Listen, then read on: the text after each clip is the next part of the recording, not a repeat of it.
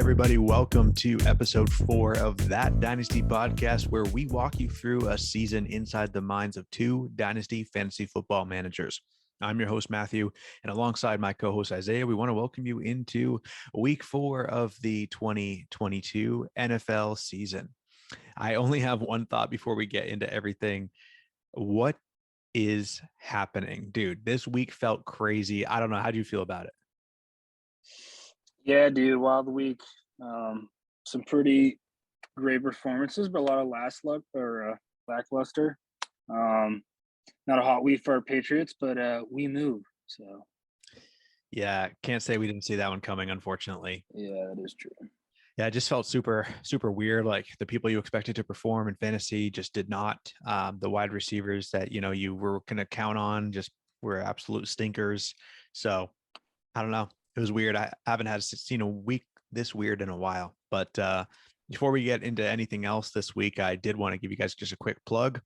Go follow us on Twitter at That Dynasty Pod, or on YouTube, Apple, and Spotify podcasts as That Dynasty Podcast, just to stay up to date with the latest content all season long. Also, we are super pumped to announce that we are on TikTok now as well. We're going to have some custom content going up on TikTok over there. So you can go ahead and follow us at That Dynasty Pod. And for the TikTok content, we actually enlisted a fellow Dynasty manager, Brian, aka It's Peeps, to help that content. And you'll see him on there. So that being said, I'm going to move kind of through an outline of the show today. We're not going to actually go over any waiver moves, adds, or drops this week because there wasn't anything of significance. I'll touch base on some league updates real quick. We'll start off with our bops and flops of the week. Then we're going to go into talking about some of the pretty, groundbreaking trades that are going on this week. We do have a special guest joining us for that segment. We'll close it out going over our predictions and talking about the matchups coming up this week. So I'll go ahead and kick us off going over some of the league updates here. So we had a couple of name changes that took place, and we'll touch base on some of why these name changes went on a little bit later on. But Darius went through a name change this week from Scold School to Trash Bench Assassins. Trevor, formerly known as Skull Squad, is now Clown Grades and Trades. And Every Day I'm Rustling changed their name to Saquon D's Nuts. So absolutely, appreciative of the names, and some of these will make more sense as the rest of the show goes on. I think, not to do any bit of a spoiler, but I think Darius is going through a little bit of a midlife crisis with the name change and a whole roster change at this point. So, Darius, when you talk to anyone, just let us know. We're here for you, buddy. Yeah, I think there's a support line you can call. It's called the Sleeper Group Chat. So definitely let us know if you need something. Or pick a better football team to follow than the Vikings, but I digress. That's true. That definitely doesn't help your mental health this time of the year when every single time Kirk Cousins throws the ball, you just hoping something horrible doesn't happen. That being said, that leads us right into our bops and flops from week 3. We decided to each do 3 bops, 3 flops, so we can actually make sure that we're condensing our segments a little bit, because to be honest with you guys, we're trying to feel out the show a little bit, and got some test runs in there last couple episodes, and just want to make sure that we're being as concise as possible for you guys and get you guys the content that you actually are looking for. So we'll start off with our top 3 flops of the week. Isaiah, lead us into who was disappointing this week here. Yeah, man. Number 3, I got Tyreek Hill. Yeah, dude, a little bit of a coming back to earth week for Tyreek. He had, 190 yards, touchdowns, the week prior. And then, I decided this week, I'm going to relax a little bit, maybe a little less cardio. And 2 catches, 33 yards. And that was against the pretty depleted Bills secondary, which I was pretty shocked about how they kind of went for Miami. I know they won, but I was kind of expecting Tua to throw all over him with Micah Hyde being out and some of the other injuries. But pretty much of a pretty big flop performance for him. I expect a big bounce back game against the Bengals, but pretty shocked by that. Number 2, speaking of receivers that let us down, and as our guest this week will tell us, Justin Jefferson, dude. I went on the podcast last week and I was like, dude, I'm never gonna pick against this team. This dude is the best thing since manna from heaven. What did he do? He had 3 receptions for a whole 14 yards this week. I will say in his defense, what's that? Is that good? No, it's not good. It would have been good for Michael Gallup this week, for you, but it wouldn't have been good for. Actually, no, I would have taken that for Albert O, to be honest. But no, not ideal. I will say in his defense, he was like double coverage all game, and that did lead to a better Thielen game with the touchdown and the better yardage and stuff. But yeah, just slow week for Justin Jefferson. If Terrell is down to sell low or sell high, regardless on Justin Jefferson, give me a call, man. We can probably work something out. But I doubt he'll want that. And then number 1, dude, Daryl Henderson, baby. After a week 1 in which Daryl Henderson's snap percentage was 82%, his snaps have become less and less and less. And with less snaps, what does that mean? Less production, baby. And with half the snaps, he mustered 4 carries for 17 yards. And I'm not sure if he said an insult to Matthew Stafford and he just wasn't liking him this week or what. But yeah, dude, 0 receptions from what we saw the first 2 weeks. He was pretty involved in the passing game, and feeling a little bit better about my Acres investment right about now. The snap percentage is going up, and he actually produced last week. So yeah, man, those was my flops for the week. Excited to hear your bops. Yeah, for sure. And I mean, I'll just touch base. The one that hits home the most for me there was Tyreek Hill, because as my team is named after him, and he, flopped this week, I sadly took home a loss that we both predicted would not happen. So definitely a little bit disappointed on the down week there. We'll get into more of that in a little bit, but I also felt the Justin Jefferson hit because I was using him in a lot of my DFS DraftKings lineups this week. And yeah, it was not good when he put up, 3 receptions for 14 yards. So that being said, I love to move into the people that we actually were happy about and were successful this week. So coming in at number 3, the first person I wanted to talk about was quarterback Lamar Jackson. Now, I know I talked about him last week. He was a bop last week as well. This is back-to-back weeks now, but this is back-to-back weeks in fantasy that he's put up 40 points roughly. And this week he attempted 29 pass attempts. He had 18 completions, threw for 4 touchdowns, only 218 yards, which is super interesting. But you combine that with 11 attempts on the ground for 107 yards and 1 touchdown. It's absolutely a stellar week back to back now, just proving how dominant he is. But let me put this into perspective, okay? Lamar leads the NFL in passing touchdowns, which is 10. He's also tied for 5th in rushing yards in the NFL. He's tied for 5th with Christian McCaffrey.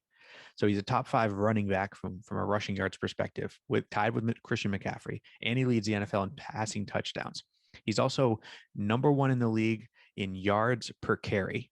Okay, so he's the best running back in the league by yards per carry metric. He has 9.3 per carry. The next closest running back is actually DeAndre Swift at 8.6 yards per carry.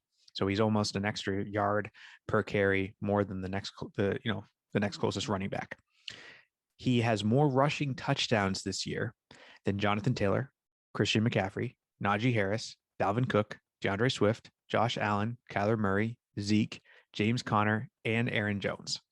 He also is the number 2 rated quarterback behind Tua in the entire league, and that's above Josh Allen and Patrick Mahomes from a QBR. So just absolutely a machine. He's starting to look like a steal in the draft this year. And to give some perspective, right, because everyone's going to say, oh, he's having another MVP season. Honestly, in 2019, the year that Lamar was MVP, he averaged 27.1 fantasy points per game. This year, he's averaging 33.8 fantasy points per game, almost 5 points per game higher than he was in his MVP season. Not much more I got to say about that. So yeah, and just a real quick screw you for bringing up all of my running backs when comparing rushing touchdowns to Lamar Jackson. Listen, man, all I can say is the man performs. Okay. So my number 2 bop of the week is Devonta Smith, wide receiver for the Eagles. Now the Eagles just look fantastic, and he put up 30.9 points this week, and that's absolutely just a massive breakout week for him. He was targeted 12 times. He had 8 receptions, put up 169 yards and a touchdown. And some interesting stats on this is that Smith has actually out targeted AJ Brown now over the last 2 weeks, and has seen his targets go from 4 in week 1 to 7 in week 2, up to 12 now in week 3. And the Eagles have seemed to figure out that the formula for success in these blowout wins is passing the ball. And I know, at the end of the day, Smith is not going to be dependable every single game. This shows how high he can fly in the right game script. So super excited for this breakout week from Smith. All right. And my number 1 breakout bop here of the week is Khalil Herbert. And Khalil Herbert put up 30.9 points. And so you might be like, some of these other guys put up more points than that. Why is he the number 1 breakout bop of the week? But the reason why we're talking about him is because he put up 30.9 points in just 3 quarters of work in this game. He came in after David Montgomery injured himself going into the second quarter. And in 3 quarters, he had 20 attempts to rush the ball, put up 157 yards and 2 touchdowns. Now, obviously, we don't like to see anybody get injured, especially a stud like David Montgomery, but Herbert capitalized on the opportunity and had this backfield all to himself. He's proving once again why he is one of the best backups to roster in fantasy football. And with Monty's injury looming and at least 2 easy matchups ahead for the Bears, and that's, they're facing the Giants, they're facing the Vikings, he should be a must start if Monty misses any time. Yeah, and like even not even talking about his fantasy value, the Bears don't win that game without that great performance from Herbert anyway. So, dude, definitely deserving the Bob spot for sure. Absolutely. All right. Well, for the next section of the show, we're going to talk about some trades that went down over the past 7 days since we have recorded the last That Dynasty podcast. And our commissioner, let me tell you, was busy this week trying to set himself up to win now. And we actually have a very special guest joining us for this segment, as he was involved in one of the most controversial trades that went down this week. So please welcome to the podcast, Terrell, aka Tpodomo, aka Big Cheese Fire. Welcome aboard. I'd like to start off by just thanking the support of my Big Cheese Fire Nation during this rough time. Mistakes were made. At times it seemed a little bit harmless, but now I know the impact of my choices that have been made. Nah, I'm just kidding. I don't have to do this. I'm not Deshaun Watson. What we're gonna do here is we're gonna kind of break down why I made that trade. It wasn't at the time. I think it was early in the morning, if I remember correctly, like 6 a.m. early. But yeah, in my head at the time, I thought it was a really good idea. I can't remember who I exactly was talking to. There were a few trade offers that had been made. I think it was with Buster, if I remember correctly. Yeah. Who had talked about my team being older and more of a like, hey, these guys were good. They're still good, but they don't have longevity, and looking for a little bit of youth. So I took a little bit of a dive into my team on that and realized that was the case. So I started, fielding a few different offers. I saw that Darius had wanted a few different people. I know he wanted Jamal Williams, which I know people are on the hype train for him right now, but I liked him even when he was a Packer. Just overall great guy in general. Good player right now. I mean, he's popping off for the Detroit Lions. Arguably, for now, better than Swift. He's, in my opinion, maybe a hot take on that too, but he's rolling right now. So I was like, I'm probably not going to trade him, just because he's got some upside to him if he continues on this trend. But with that, he brought this trade of Allen for Brown. And I looked at Brown really quick, kind of saw that via kind of ESPN. He was ranked 26th in the position where Keenan Allen most likely because he's been injured most of the first part of this season so far. Ranked at 91. Kind of looked at a little bit of his stats, realizing you get towards that 9-year mark, you start to decline. And then you eventually end up like Randall Cobb, bouncing from team to team, just getting catches when you can. And then eventually going back to your home team and retiring. So that's kind of the trend that I'm seeing with Allen that will more than likely be happening here in the next 2 years. He also just turned the big 3-0. So, I mean, you have a 25-year-old to 32-year-old window to kind of go through. And some transcend that, but it's pretty rare once you start getting those injuries, especially with the hamstring, anything with the knee. Those things tend to linger and you're going to start seeing less and less full seasons. So I decided he might be one of the guys that everybody's high on that. Honestly, I'm not really. I mean, I think he's averaged about 6 to 8 or in that 7 range of touchdowns per season. But I can see somebody coming in like Brown at the time, obviously, possibly on an upswing, understanding that they do have some injuries on the Cowboys right now, where he is seeing an uptick in targets, and that when those guys come back, more specifically Gallup and Schultz, possibly getting a majority of the reception or targets more so, that we would kind of see his decline more so. But the off chance that with I'll be honest, I can't remember who's the quarterback for that team right now. What's his name? For the Cowboys? Yeah. Cooper Rush. Cooper Rush. A name that strikes fear into the hearts of many. Exactly. A super awesome name, very forgettable. But for those, I mean, in my opinion, for those young guys, having somebody that you can depend on, continue on, even if you do have some of those big names come back, you're still not maybe going to have that kind of flow with them just yet.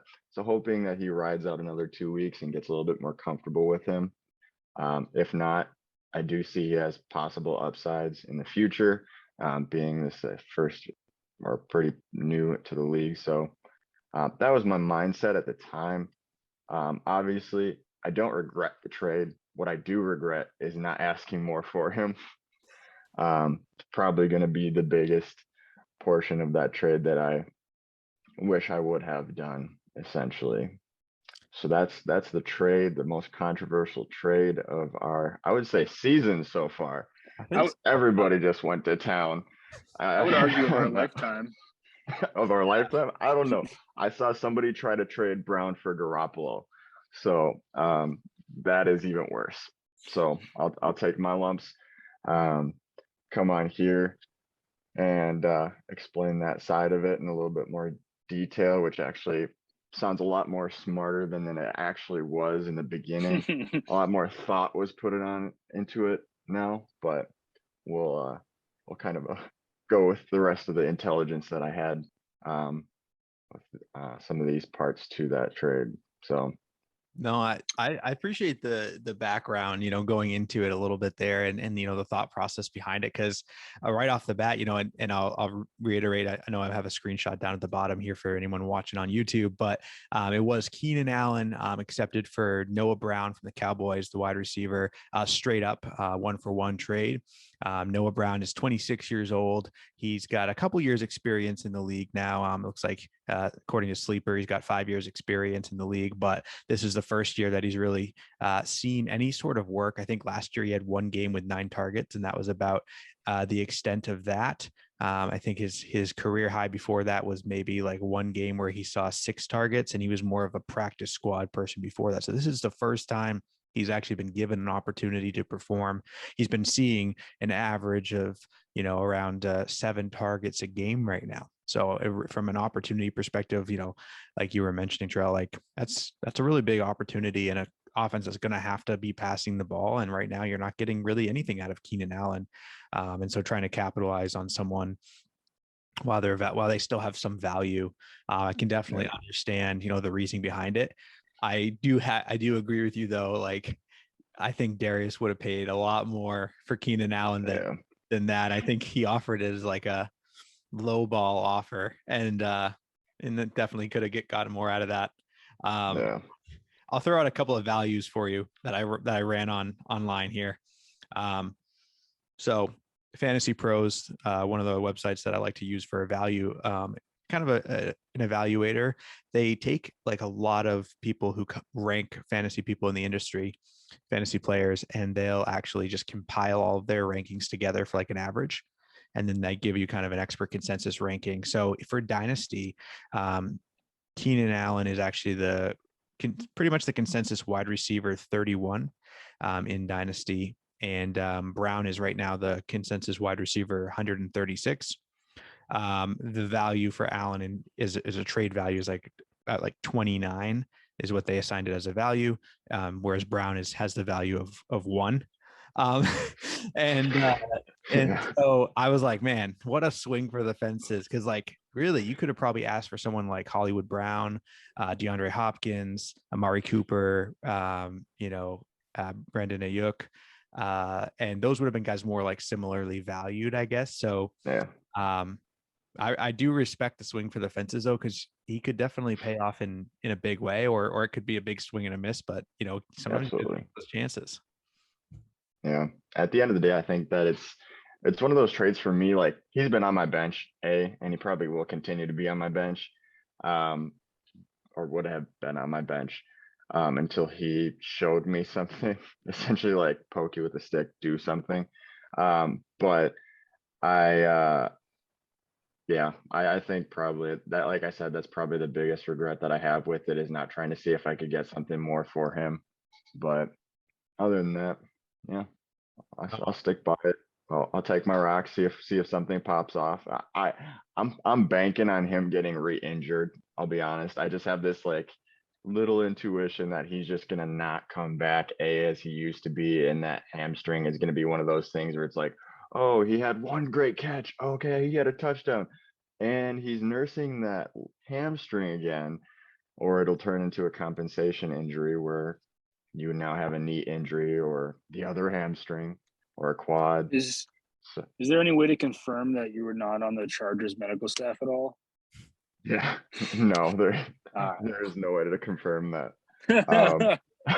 I'll take a shot at Darius though. I love Darius. Dude had the biggest heart when from when I went to school with him and everything. Love him to death. But dude, I was so heated when he put that on our group chat. I was like, bro, you putting me on blast with the screenshot of my DM. I was like, bro, it's kind of become a common thread in this league. People are not scared to share DM posts and screenshots. So that's what this has become. Yep, that's right. Hide your messages, folks. Hide your messages, folks. Nobody's safe out there. Nobody's not with safe. Angie and Darius running around. So while you're here, do you mind kind of hearing our discussions around the next couple of trades that went down, and providing your thoughts and your weighing in as well? Absolutely. I was looking into those this week, and as you had mentioned earlier on, Darius has been a very busy guy. He really has. So I think that we'll kind of move on. I think we've kind of talked about your guys' move quite a bit. I just loved that. The last thing I'll say on that trade before we move on is like the uproar in the chat was just like people threatening to quit the league because of how bad the trade was. Bro, we had people change their names on their teams because of this trade. Yeah. It was pretty epic. So thank you for the entertainment at the very least. Absolutely. And I'll throw my 2 cents here. Obviously, when it comes to trades, it's not so much. I try not to make it about like, do I like this player or do I like that player? It really comes down to value. And you hit it on the head. Like, you're obviously trying to get younger. You are a little bit bigger of a believer than Noah Brown than most, which is fine. Like, dude, stick to your guts, whatever. But yeah, it's just the value at the end of the day. Like, I probably could have got a first or someone of Tony Pollard or Michael Thomas value. But I mean, you live and you learn. I know personally. What's that? Oh, Angie would not get rid of Tony Pollard. She is. Oh yeah. We had a conversation about that. My brother's name is Tony Pollard, so that was kind of a funny thing. I was like, hey, gonna hook me up with that Tony Pollard, since he's family level. But she's got a sweet spot for him. Yeah. That is true. I'm ready to move on to the next trade. Maddie, if you're ready. Love it. All right, cool, man. So the first trade that in chronological order, this was actually the first trade that went down this week, and it led into the second trade because it's one of the pieces moved around. But Darius traded and gave away who ended up being we just talked about him in the last segment, one of our breakout bops of the week here. But he traded away Devonta Smith to Aaron Rodgers on shrooms and received Michael Carter and a 23 second in return for him. So I'll talk to you guys a little bit about the value here from what we're seeing. From a value, this actually seems to be fairly even. According to Fantasypros, the trade value for Michael Carter is 17, whereas a 23 second round pick is valued about 19. So together, that's a little under 40, points in value. And Devonta Smith is the 54th ranked overall player in Dynasty, valued at 40. So Devonta Smith technically the higher value. Michael Carter getting a lot of use this year, and you also have the shot in the dark at the 23 second to kind of make out the evenness of that trade. So Isaiah, what are your thoughts on this trade? Yeah, shout out to Andy. He finally made a trade that he didn't get destroyed in. So I love that. Love that for him. Nah, just playing Andy. Yeah, I mean, I like this trade for Andy a lot. I think he got the best player in the deal. I think Smith is only going to get better. He's playing with a quarterback who continues to improve. He's also got another really good receiver there, and AJ Brown, who also makes it a little bit easier for him. Definitely looking at him as a WR2 moving forward. I think with Carter, I think Hall is going to continue to get more and more reps. Obviously, he's a rookie. Carter's getting a lot of usage this year. He's playing great. But on the other hand, it makes sense for Darius too. We've talked about Darius's roster in the week past, and it's very top heavy. He's got like zero depth. So obviously, he felt like he wanted to get like another running back in there, and because his team is still so stacked, he was able to get a second for it as well. And he has like 0 draft picks, if I remember correctly, the next 2 years because he's traded them all away. So I like it for both teams, but I think Andy got the better player, and Devonta Smith is his second year. So yeah, I think Andy did really well for himself. Yeah, absolutely. I think that when it comes to, the value that he's providing, it's an even value. I think Smith himself is the better player in the deal, like you said, but from a value perspective, it makes sense, for what Darius is trying to do. And we'll talk about what that 23 second ended up getting him in the next trade that we go over. But Terrell, what are your thoughts on that first trade that went down? I was in agreement to that. I think the getting Smith on that definitely gave him a little bit more of the edge on the trade. He's on a hot Eagles team right now, and they're flying. They're flying. It's I don't know. Just kind of watching them. I'm waiting for them just to kind of fall off the edge. Yeah, agreed. But right now they're hot. I mean, they gave the Vikings a run for their money last week, and actually they just kind of whooped them, actually, if I'm really honest with that. But with Smith being in there, he's continually getting better. And my screen just went dead. There we go. But yeah, if he can sustain that kind of upward progression, I think it'll work out better for him than the opposite way around, where Carter is a little on the older side between the two, and having that second round pick could come into play depending on who ends up taking or what's available. But I would definitely agree saying that Smith is the top side of that one, but pretty close, pretty even.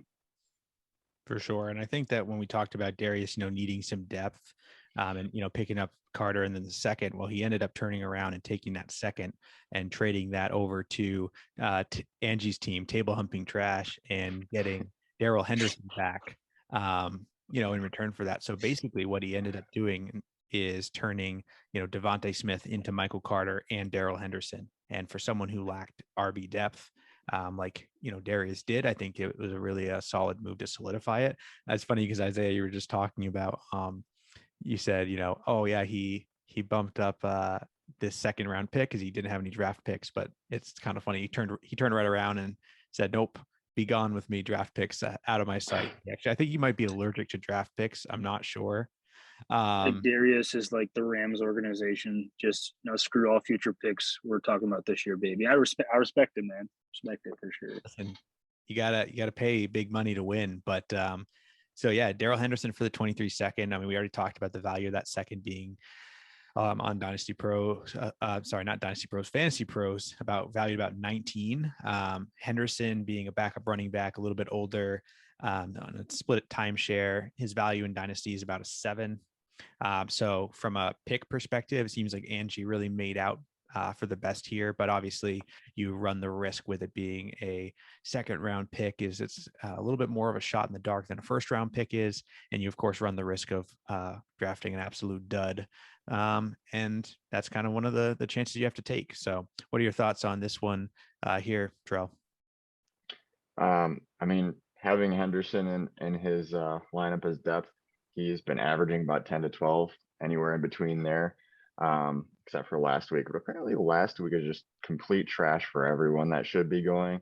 But I mean, JJ just tanked the last 2 weeks, which has been kind of frustrating for me, being like my golden child that I can't get rid of, but like not doing anything. But you can't take him out of your starting lineup because when he goes off, he's gonna go off. I still have PTSD from week 1 when Jefferson went off and I was against you, dude. I was so butthurt. Yeah, my one sole victory right now. Think about that one. The one guy that made the worst trade beat you. No, I'm just kidding. But yeah, he only saw 4 touches and a target that wasn't even caught in that last game. So I mean, when he's getting the amount of touches that he should be, he's scoring, he's getting yards, and he's got still some worth in him. But you do have that trade, and I think Angie's really trying to see what she can get next year. I know there was talk of tanking for a while, but I don't know. I wouldn't tank in this type of a league in the first place because that's just stupid. But that's essentially that trade for me. I kind of like basic overview of it, looking at it like that. You got somebody who wants to look to next year, get a trade. Somebody who wants to get a little bit depth in their running back, got a running back. Yeah. Like I was talking about before, we were talking about your Noah Brown trade. Value wise, Angie did well for herself. Henderson has gotten less and less touches. I may not be biased because I bought low on acres or anything. It has nothing to do with that. But no, I like it for both. Angie did well, but like we said, Darius, we knew what his game plan going into this was. We talked about it last week. 0 depth. He's like, you know what? I'll take Devonta Smith in a second, and I'll turn him into 2 running backs that I can throw my flex RB pretty much anytime throughout the season, and you're guaranteed a pretty decent floor with him. I mean, you don't know what the ceiling is like with Henderson and Carter, but I like both of them. Angie did well. She's obviously focused on next year. So yeah, and I think she sold high too, because if she had tried to sell him after this last week's performance of 4 touches, I think it would have been a much harder sell for that. So Darius bought in a little bit on the high of seeming like maybe acres going down and stuff like that. Which Rams running back got most of the touches? I can't recall. I think its name rhymes with Sam Schmakers. Very smart, buying low on him. So overall grade here on Darius's moves over the past week, I think it really solidifies him to make a run at a championship this year, gives him some much needed depth. And I think, I like a lot of the other sides as well. I think it makes sense in most of the cases for both parties. But Terrell, thank you so much for coming on and being our second guest here on that Dynasty podcast. We're stoked that you can come on and kind of talk a little bit about fantasy football with us and your team, and of course defend yourself for that god awful trade. Absolutely. But thanks, man, and hopefully we can have you back on the show sometime later on in the season. Sounds good. Hopefully we'll have some more wins associated with that and not as many blunders at trades. So we'll see what happens. Yeah, as long as the wins are, not against us, we're cool with that. Yeah. All right, man. I got a hit list. We'll see. Well, thanks again for hopping on. We certainly appreciate it.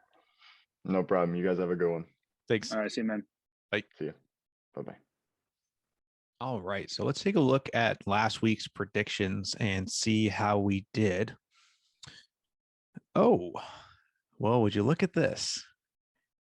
Oh, how the turntables.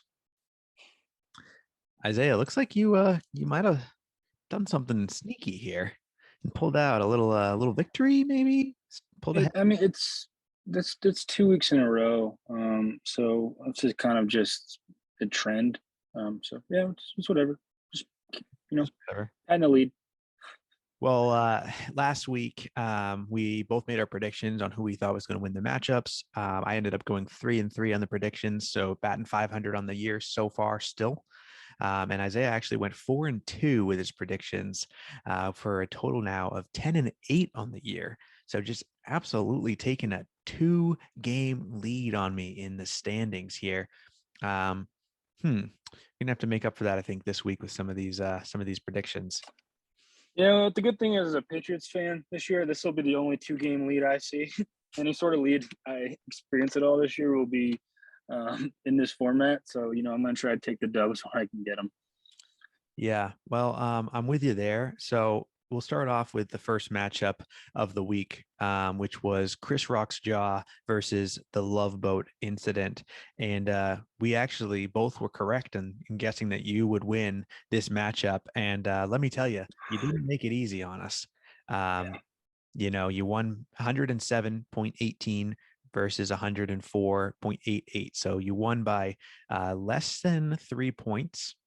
So pretty narrow of a victory right there.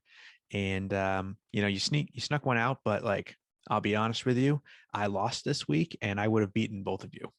So, it's just, yeah, I'm honestly going to change my team's name at this point, just the underperformers, because like I've stated, I love my roster, but this year it's just, it's great I won, but 107 when I was projected like 130, it's just week after week, but I got the victory, so that's all that matters, I guess. the end of the day, you got the W there. You finally broke that winless streak, and it's all, it's only uphill from here. So we both were correct in that matchup there.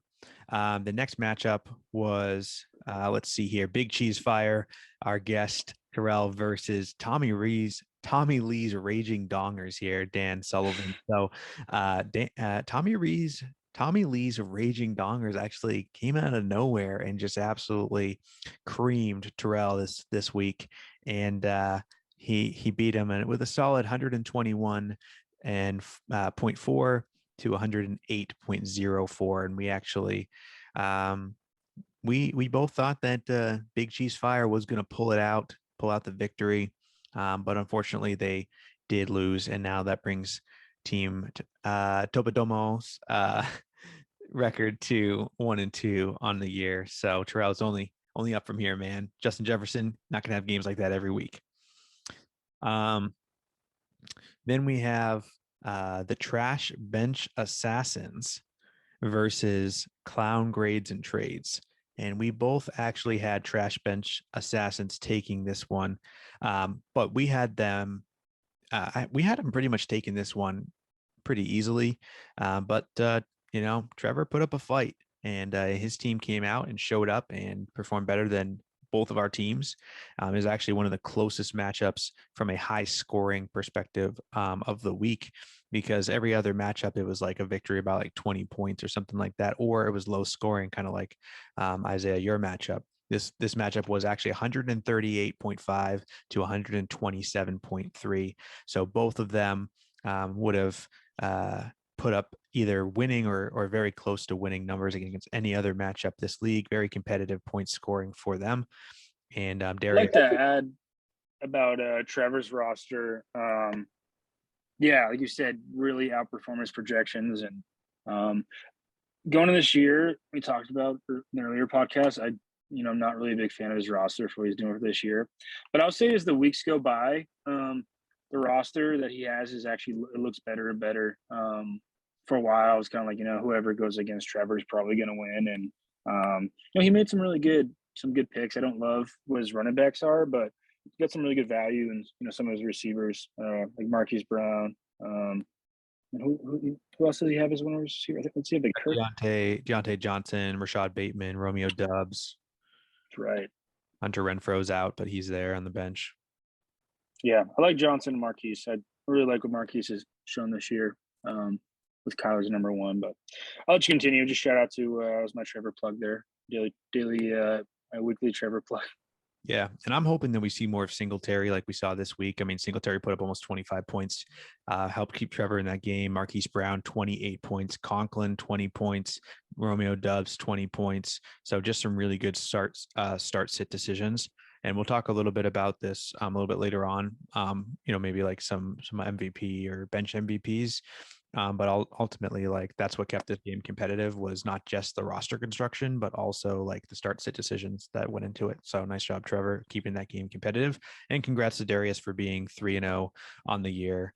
Hate your guts. Okay. Moving on to the next matchup, which was Team Goni 1 versus Aaron Rodgers on Shrooms.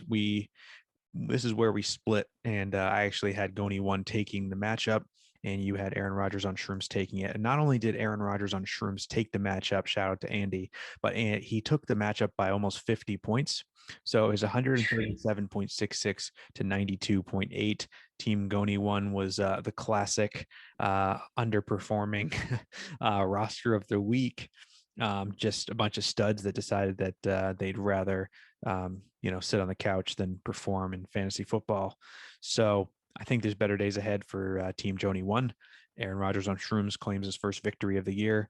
And I think Aaron Rodgers on Shrooms had Devonta Smith, who was my one of my bops of the week, helping guide him to victory. So nicely done with the correct pick there in Andy's team. That's what I do, man. That's what I do. Then we had Every Day I'm Rustling, which is now Saquon D's Nuts versus Table Humping Trash. It was exactly what we predicted, which is a slaughterhouse. Angie's Table Humping Trash again showed up to the table with an empty wastebasket. So they put very well done. 83.44 points against 125.26. It was a down week for Saquon D's Nuts, and they still won rather handedly. Again, almost a 50-point difference. And then the very, very last matchup of the week was myself, one Tyreek Hill versus Team Seed and Power. Team Seed and Power took the victory by 20, roughly 21 points here. And it was 132.32 to 109.62. So I was projected to win that game. And at the end of the day, it came down to just lackluster performances. I had Michael Thomas, Devontae Adams, Gerald Everett, Tyreek Hill, and Kareem Hunt, Aaron Jones all underperformed for me. My Bengals defense did great. I started off the week really, really great start with Amari Cooper. I was super excited for it. Even Derek Carr put up average numbers, but you combine the underperforming with the fact that I went up against Lamar Jackson on the other side, and didn't stand a chance. So on to next week. Before we go on next week, did you want to touch on what our totals are again for our predictions, just in case the viewers didn't hear it the first time? You may be winning 10-8 right now, and I am still sitting with a 9-9 record on the year. Thanks for making me repeat that. I appreciate it. Copy. All right. Just want to make sure. You All never right. know audio issues. Take us into this week so we can make some predictions. All right, man. For this week, start off first. Yours truly, Chris Rock's Jaw, against the roster that defeated Matthew rather easily last week. Team Satan Power. Man, scraped by last week with the win. Bold prediction. I think my one-game winning streak continues. I actually think, statistically speaking, Satan Power should and probably will win this. But, I think I'll overcome the odds. I think, as I stated literally in episode 3, and I'm probably just copying and pasting exactly what I've said about almost every player on my roster has underperformed this week, and includes Harris, Eckler, Cook, Alberto, Higgins, Metcalf. I mean, specifically with Higgins has looked good. He just keeps on getting absolutely destroyed by defensive backs, but should be good for this week. Yeah, I think this week, and I have no statistics whatsoever to back it up, but yeah, I think I push 150 points this week. I get the dub. Satan Power does have an excellent squad. I'm interested in if Waddle plays, and I think it comes down to what he gets out of the 49ers players against the Rams with Debo and Kittle. So yeah, Chris Rock's draw. We're out here. Well, you're making it too easy on me to be able to split our predictions up here, starting pretty early. So, I think I've rooted for Seton Power almost every week except for last week, and it's not going to stop now. I think Seton Power is going to take this one.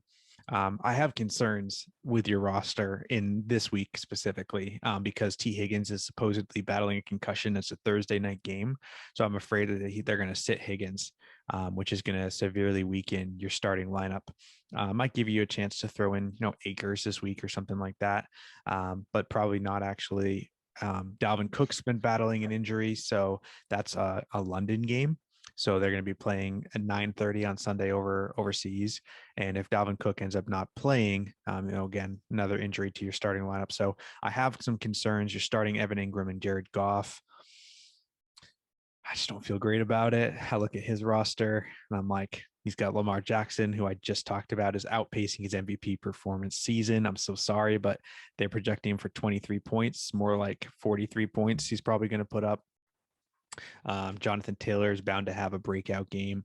So I think at the end of the day, you're right. I think the Rams will hold down San Francisco, and those players will probably not perform super well, but AJ Brown is down, about to have a breakout game here. I think that your saving grace is that DJ Moore sucks this year, and he's in the starting lineup. Well, let's make sure we phrase that right. Baker Mayfield has absolutely no capacity to support a WR1 whatsoever. Yeah, and their schedule is not helping either. But yeah, he's seen 6 targets in every game. His first 2 games, he put up almost the exact same stat line. I'm actually now looking back at it. He had 6 targets, 3 receptions for 43 yards. The only difference is the second game he caught a touchdown with the same exact stat line. And then this last game, he got again 6 targets, but he only caught 1 of them for 2 yards, which, in case you didn't know, is not good. So DJ Moore, I'm just not ecstatic. It's not because of his talent, but his situation. It's not good this year. I look at the bench. He doesn't have a ton going on in the bench. So, I think I got to go with Seton Power just because I think Lamar and Taylor and Brown are going to carry this to victory. And I have injury concerns. Thanks. Yep. Love you too. But, I could be wrong. Right. And I guess that's where I got to make up ground somewhere. So and it's proven in predictions, you're actually pretty good at being wrong. So yeah, we'll move on to the next performance here. So next is clown grades and trades versus the Love Boat incident. I think this week the Love Boat incident is going to get a little bit of revenge after a tough loss to yours truly. Is currently projected 113.4 to Trevor's 105.79. I think now that Sullivan learned to put Stevenson and Robinson in his starting lineup with who he had in there last week, I think Hall seems to keep on getting more and more touches. And then he's got, if they play, or specifically St. Brown and Chase, if they play, it's, 2 really, really good receivers. And I think it's a nice victory this week. I do think it ends up being really close. I do really like the receivers, like I talked about earlier, that Trevor's throwing out right now. But yeah, I got a Love Boat incident this week. Yeah, I think this will end up being one of the closest matchups. I think it's going to be similar to Darius and Trevor's matchup last week, where it's going to come down to the last game. And I'm trying to see if any of these guys have people playing on Monday night game. Looks like so. Sunday night is the only player here. It's Patrick Mahomes for Sullivan's team here. So Patrick Mahomes Sunday night, I can see that it's a game against Tampa Bay, probably going to be a shootout. And I could definitely see it coming down to the wire where Trevor's got the lead It's going to need Patrick Mahomes to put up 25 points, take home the victory. And I think it's going to come right down to that Sunday night game. So definitely be tuning in for that. But I'm actually going to go with Trevor on this one. I think the underdogs are going to take it. I think Tampa Bay's defense is going to hold down Mahomes, just like they always do. And yeah, I think this is going to be a dub in the books for Trevor. Do you actually think Trevor's going to win this week? Or are you trying to catch up to Papa? Listen, I'm a Trevor believer. I don't want anybody to ever think that I just, and am a completely biased reporting. I'm going to go with where I think the money is at. The Vegas line says it's going to be Trevor over under 5 points. Respect it. Let me know if you want to put a bet. I'm currently out here in Vegas. I got you. All right. Cool. All right. Next prediction, we got Tommy Lee Raging Dongers versus Team Joni One. Yeah, dude. Tommy Lee's projected 125.19. Team Joni's projected 115.52. I really think it comes down to, though, some of the roster decisions Tommy Lee has to make. He currently has Zeke, Brandon Ayuk, Cooks, all on the bench, and I wonder if he ends up starting those guys. I don't know, maybe over someone like Dameon Pierce, although Dameon Pierce has improved week by week. And my bold prediction of the week is Kamara finally gets going and gives Tommy the dub this week with a big performance. I do think it's interesting to see what Joni One gets out of the Williams this week. He's got Javonte and Mike Williams, and if they give him, good, really good or lackluster performances, that's kind of where see what happens. So, but yeah, I got Tommy Lee and his huge donger win this week. So. Yeah, I think I'm with you on that one. I actually have Tommy Lee's Raging Dongers taking this victory as well. Just looking at Team Joni One's team last week, I was super excited for it. I love Jalen Hurts this year, but Joe Mixon's battling injury. He plays on Thursday night. David Montgomery, who knows if he's going to be playing? Terry McLaurin's been a disappointment this year. Will Dissly is very touchdown dependent. He's playing in a great matchup. But yeah, I mean, ultimately, I think you laid it out really well. Tommy Lee's Raging Dongers just has a really solid team. He's even got great bench. I don't know. I got him taking it. Agreed. Next one, we got Big Cheese Fire versus Saquon D's Nuts. I just think King Cobb's roster, which is Saquon D's Nuts, it's just too much. I think he goes 3-1 in the year. He's projected 134.43 to Big Cheese Fire's 119. I just love what Saquon D's Nuts roster. I just want to keep on saying it. I don't know if I repeated myself enough yet, but I love what Saquon D's Nuts roster has going on this year. Got top talent across the board with 4 great running backs and the absolute beast that Cooper Kupp is. I will say that Terrell grabbing Jamal Williams late in the draft might be one of the biggest steals of the year with how good he's looked. And it sounds like Swift's going to be out until at least their bye week, which I think is which would be 3 weeks out. And I expect for him to go off this Sunday with Swift out. But yeah, I got Big Cheese Fire. I'm sorry, Saquon with the dub. So I'm actually gonna, show some loyalty to those that come on the podcast, and I think I got to go with Big Cheese Fire for the dub on this one. And this is what I'm looking at right now. I'm looking at Derrick Henry, and there's this fantastic saying that I heard on the Fantasy Footballers this week, but they were talking about when the snow falls in Vermont, the Yeti appears and is absolutely unstoppable. And the first snowfall of the year in Vermont did happen last weekend, and sure enough, Derrick Henry went off, aka the Yeti. So I'm a believer right now. Derrick Henry is going to absolutely demolish Indy's line. They haven't been great.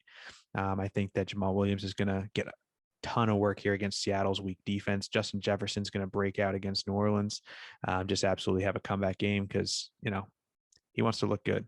He's also got 2 tight ends that are going to see a bunch of targets in his starting lineup, Darren Waller and Tyler Higbee. And so I say, okay, that's a pretty good place to start. And then I look at what, King Cobb has got going, and it's just, he's got such a good team, but he's starting Russell Wilson. I don't trust Russell Wilson at all. Russell Wilson has looked horrible. And one of the benefactors of that is his wide receiver 2, Cortland Sutton. So do I trust that performance? Absolutely not. Atlanta has been pretty decent against the run, and say that Nick Chubb is going to have one of those sort of hit or miss type styles. I think it's going to be more of a Kareem Hunt game myself, and I have Kareem Hunt, so obviously going to root for that. And James Conner has just been a part of an offense that hasn't been able to move the ball forward. And it's so not for lack of James Conner, but the actual offensive line themselves have not looked good enough to support James Conner in any sort of rushing capability this year. So I love the potential of that roster. I think they do turn it around. I just don't know if it's this week for King Cobb and Saquon D's nuts. So I think I got Big Cheese Fire taking it. Again, I like it. I like the differentiation this week. Next, we got our host, one Tyreek Hill versus Aaron Rodgers on shrooms. Matthew's currently projected with a 124.6. Aaron Rodgers on shroom 121.04. I once again, the friend that I am, even though I just, about 10 minutes ago, I stated that I hated Matthew, but that was in silence. And sometimes we move on and forgive. So I'm going to forgive Matthew, and I think Matthew wins this one after having a disappointing week last week. I like the high talent his roster a little bit more. I think Matthew this week's going to decide to use his brain and start Kyle Pitts. After leaving him on the bench last week, even though I was like, why would you do that? I know he looks like crap, but it's Kyle Pitts. I repeat, it's Kyle Pitts. I love the depth of his wide receivers, man. Tyreek, Cooper, Thomas, and Adams. So I think you got this one, man. My only advice would be to start Kyle Pitts and not leave him on your bench. But hey, if you want to lose again, all the power to you, pal. All the power to you.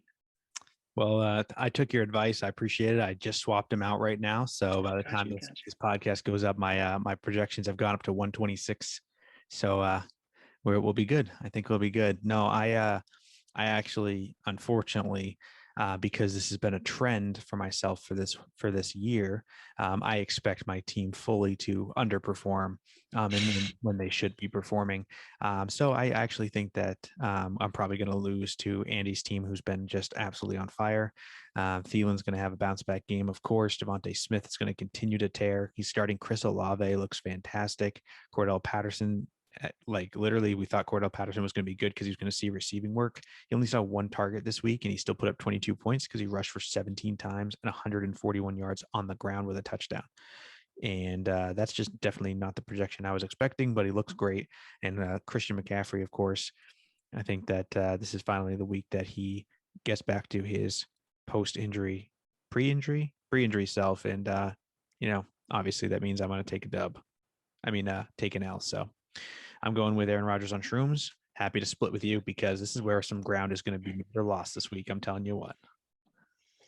Yeah. Also, dude, it's wild what has happened to Cordell Patterson in the last year and a half or so. Like the dude was one of the best, most electric, kick and punt returners in the game. And even with the Patriots, he saw a little bit of time as receiver, a little bit of time as running back. The dude is just, I don't know what they did in Atlanta to open him up. They gave him like whatever superpowers Kyle Pitts had and injected into Patterson. But it's wild, man. I'm happy for him. It's just been going into this year. I was like, it was a 1 year fluke, 1 year wonder, and dude's putting up better, the same if not even better. So no, he's been insane, and honestly, like it's probably because he wasn't used as a running back for so long. His legs are still fresh. He hasn't seen the wear and tear of a traditional running back. So, you don't expect someone at his age, to be able to put up the numbers he's been putting up at 31 years old. But this is only like his second season as a full-time running back. So if you think about it, second year running backs, those are typically people you're buying in on. So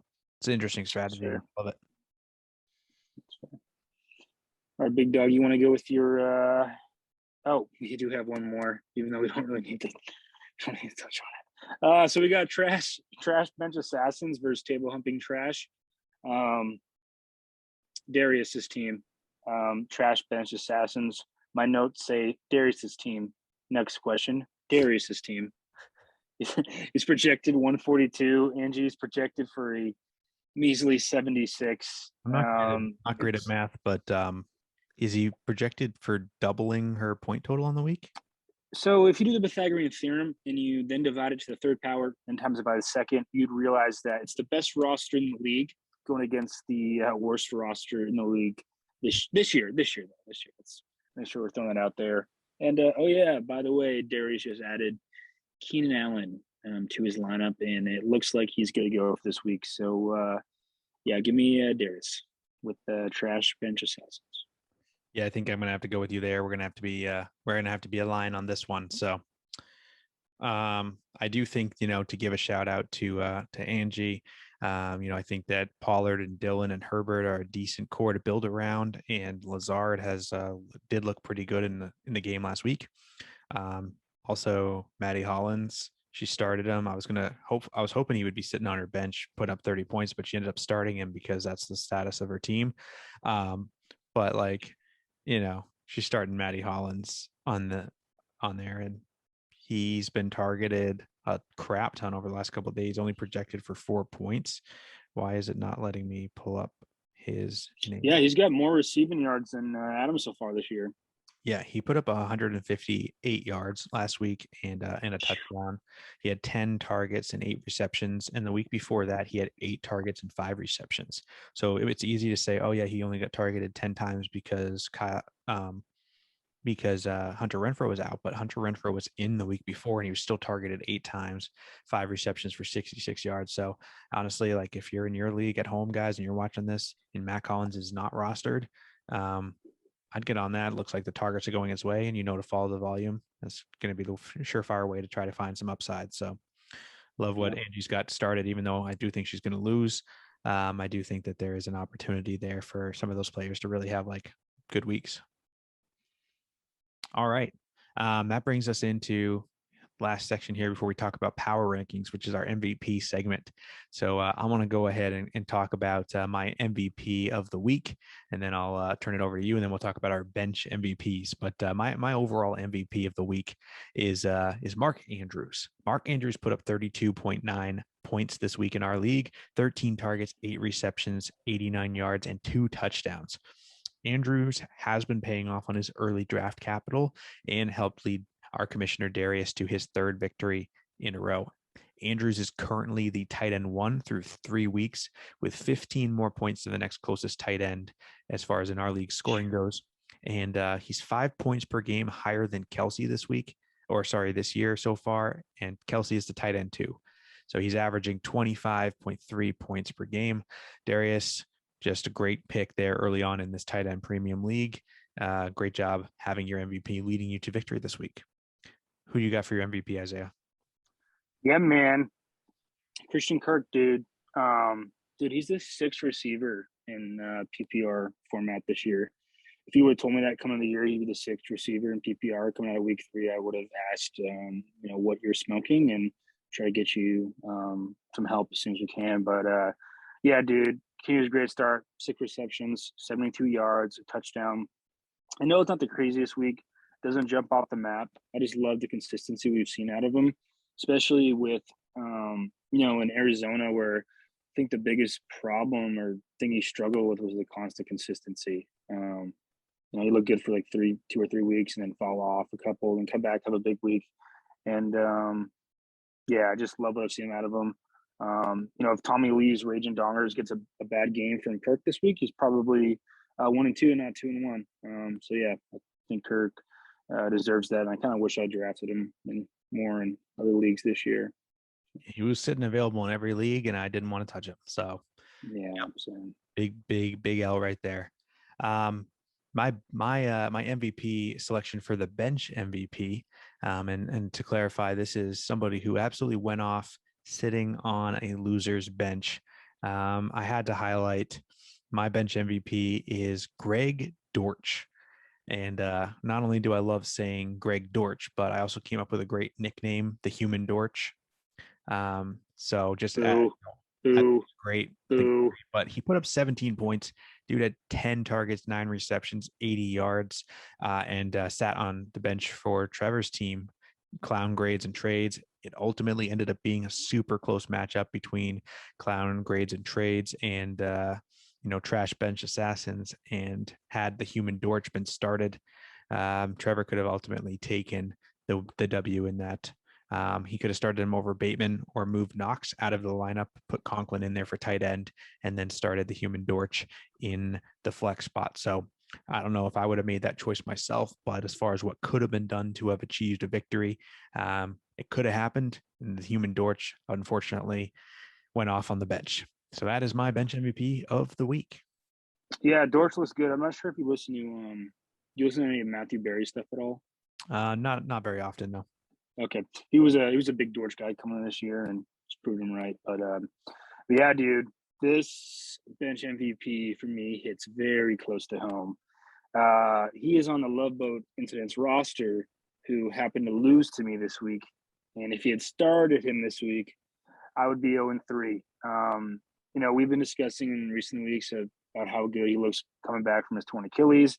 And dude, he put up 20.6 fantasy points this week, or 100 rushing yards, a touchdown.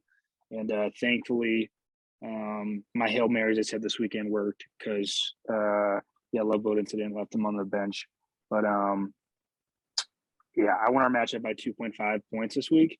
And if he puts him in his flex or if he puts him in any one of his flex or any one of his running back spots, I lose automatically. And not to dig the knife any further, but he also had Ramondre Stevenson on his bench who scored just as many points. So sorry about that Love Boat Incident, but I'm really glad it happened to me. So yeah, I think I probably would have started him over a couple of those guys that ended up getting the spot start there. So he pulled out a sneaky victory. But I love talking about the bench MVPs because it's always the coulda, shoulda, woulda, and at the end of the day, doesn't matter if we don't end up pulling the trigger. So speaking of pulling the trigger, we got our updated power rankings for this week. We plugged in the win and loss records, the actual points that we ended up putting up, and surprise, surprise, there was actually no movement from last week to this week. Everyone stayed stagnant in the power rankings,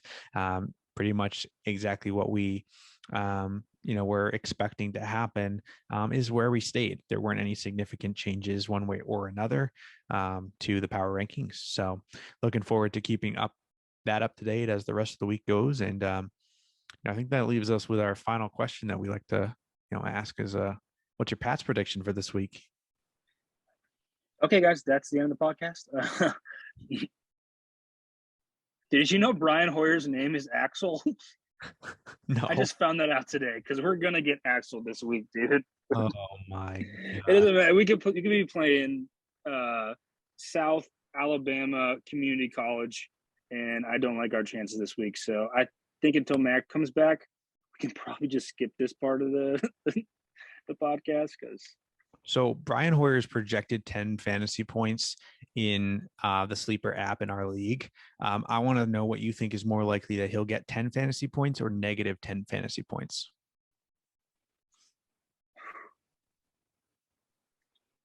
Because I can't make up my mind. I think both are more likely than 10 passing yards. If that answers your question. I just negative 10. Give me the. If you are starting the Packers defense this week, strong start, highly recommend. If you're in DFS, pay up for them because it's not going to be good. They will be destroyed. So well, that's all we got for today and for this week. Thank you guys so much for tuning in. Just again, a reminder to go ahead and follow us on all the social medias. We got Twitter at That Dynasty Pod. We are on TikTok now at That Dynasty Pod. We're on YouTube, Apple Podcasts, Spotify Podcasts. We want to make sure that we're connecting with you guys. If you have any start or sit questions throughout the week, send us a tweet, send us a message. We'll try to get to those as quickly as we possibly can to give you the most time to prepare for your matchups. And if you have any questions about Dynasty in general, feel free to hit us up.